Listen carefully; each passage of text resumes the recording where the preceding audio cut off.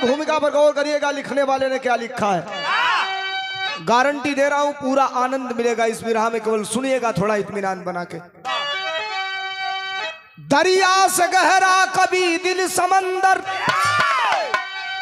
चंदन की जिसमें शीतलता भरी है, ज्वालामुखी बंद जिसके हृदय में, कविता की जिसके दिलों में परी है,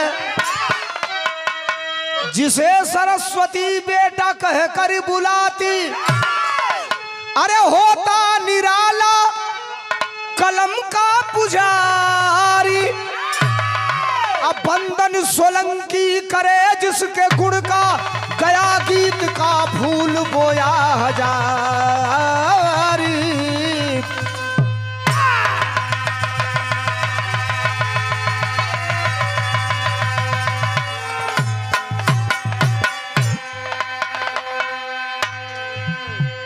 बंदन सोलंकी करे जिसके गुण का, गया गीत का फूल बोया हजारी। बिरहा कैसन बा आपके समझ में आई। हमारे कहला का मतलब 5 घंटा गाई, हमार बतिये समझ में ना आई तो कुल गावल बजावल व्यर्थ, कुल रुपया पैसा डाल। गरियावत लोग घरे जाई फलनवा आई लला सारे ऐसन गौलस के कुछ समझे में ना आई। चारिये बात कहब समझ में आ जाई, हुए हमार कमाई है। रोज रुपया पैसा 2-4-10 हजार पॉकेट में आवेला, कोनो दिक्कत नहीं है।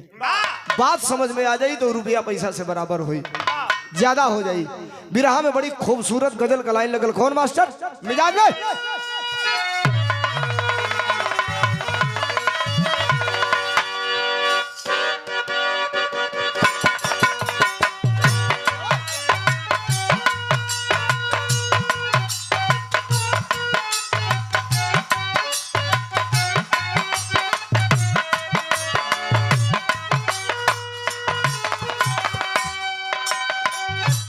तरज है, हमारे तरफ देखो भैया, उधर मत देखो, हमारे तरफ देखो, बिगाड़ दो तुम मेरा। बड़ी खूबसूरत गीत, पुरान गजल है लेकिन ये गजल का खूबसूरती कितना बढ़िया है। सुना था नहीं, देखा कैसे। मेरे जिंदगी के मालिक,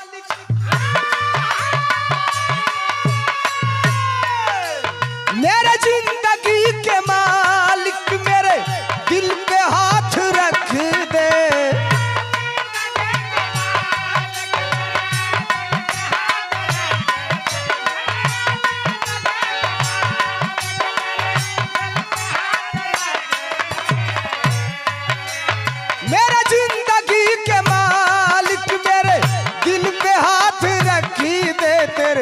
आने की खुशी में, तेरे आने की खुशी में मेरा गम निकल न जाए।